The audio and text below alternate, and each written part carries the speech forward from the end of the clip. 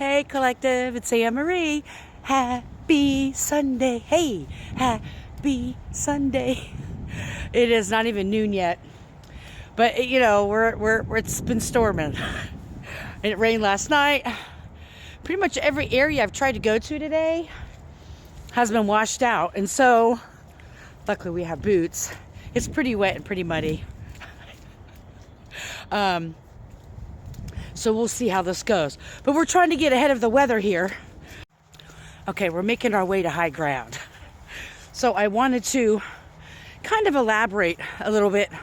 At the end of my reading last night, I started to talk about be mindful of the people around you, then be mindful of the people who benefit off of you staying stuck. And it's a really big and hard pill to swallow when you really take the time, sit back and think about the people in your life and if they benefit off of you staying stuck.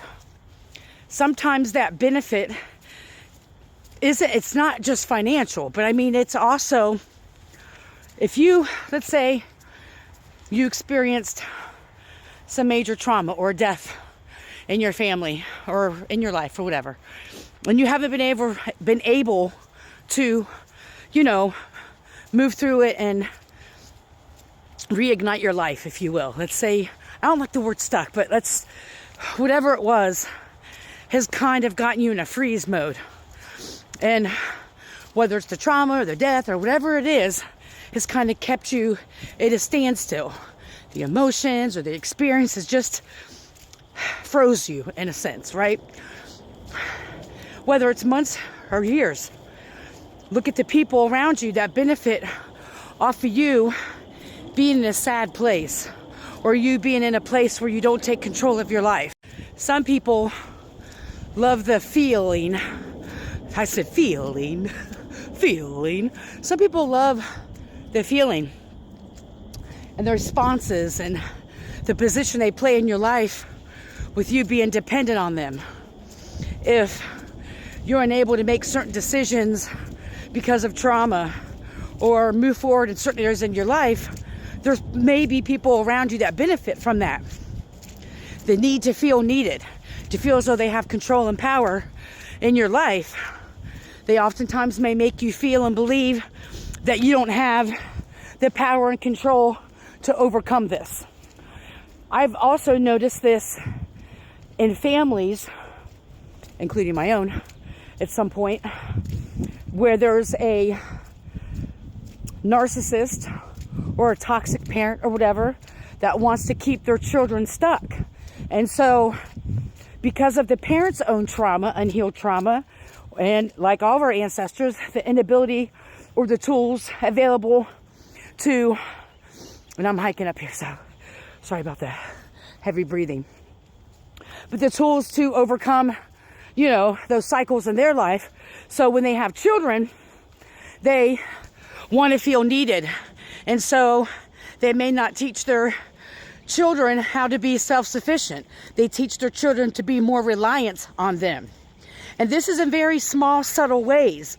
And a lot of children then become adults in their 20s and not realize that a lot of the things that they need to be successful in adulthood, they weren't taught. And that's, there's a lot of parents who don't do that, but I'm talking about people who consciously or subconsciously, it doesn't matter, will keep their children stuck. So their children are too afraid to leave home, or their children don't believe that they have the abilities or the knowledge or the know-how or whatever it is to move out on their own. That's just a simple example. Another example that I've seen this is, and this is more of a trauma bonding thing, so you got to be mindful of the company you keep, that you have similar traumas or they knew you, an unhealed version of yourself. An example would be when I used to be the supervisor of the family program at a domestic violence shelter, and I'd see these mothers come in trying to get their life back on track, and they bond with other women in the program. Well, they're bonding over a commonality of trauma, of abuse, of domestic violence. Oftentimes, I also saw the parent re-traumatize their kids because the parent didn't hear their trauma, and then they started to kind of act like the abuser to their children, not realizing it. It may not have been physical trauma all the time, or physical abuse all the time, but there's definitely unhealed emotional abuse that then transferred to the children. But I also, like I was saying, I noticed these women would bond of a common thing. This is the same as treatment programs or mental health programs or anything where there's a commonality of these individuals joining together. And so what happens is that when one of the people try to overcome the situation, the people in their energy haven't done the work or whatever it is, and they will try to pull them back down to where they're at. Oh, we both been through the same situation. Now, these are just a few examples. There's hundreds of examples could be used. Even in your friends group, community group, or whatever it is,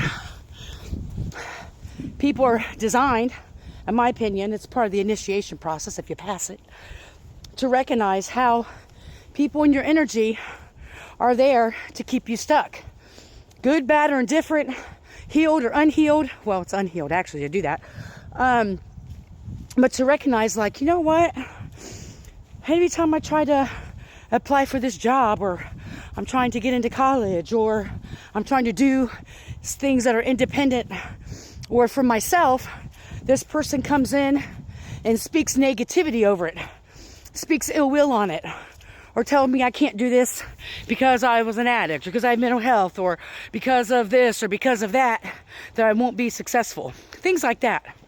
So that was the gist of what I was getting to at the end of the reading last night, is to be very mindful of these individuals in your life that benefit from keeping you stuck.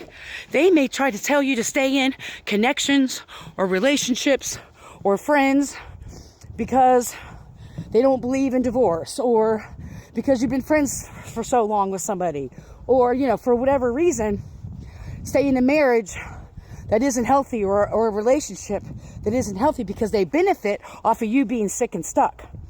When we start to heal, we start to see, and I'm walking kind of slow because it's super slippery here. When we start to heal, grow, and evolve, we really take an honest look at ourselves and the part we played in things. That's, you know, that's important. And then we start to look at the people around us. And oftentimes, if they're not on their healing journey, you best believe they're going to try to pull you back down. They're going to call you crazy. They're going to say that what you're saying or doing doesn't make sense. It doesn't align with the family, or doesn't align with your friend group, or whatever it is. And so be mindful of the energies around you. And again, like I said, it could be financial too. People may benefit off of you staying sick and stuck. That was the message I just wanted to convey, and kind of drive in my point there of being aware of people who benefit off of you remaining sick and stuck, benefit off of you not knowing, benefit off of you being in illusions, and then gaslight you and saying you're delusional. Okay? Let's go this way. Hope you're healthy, happy, full of joy. May you love and be loved. Heal. Don't harm. Have a great day.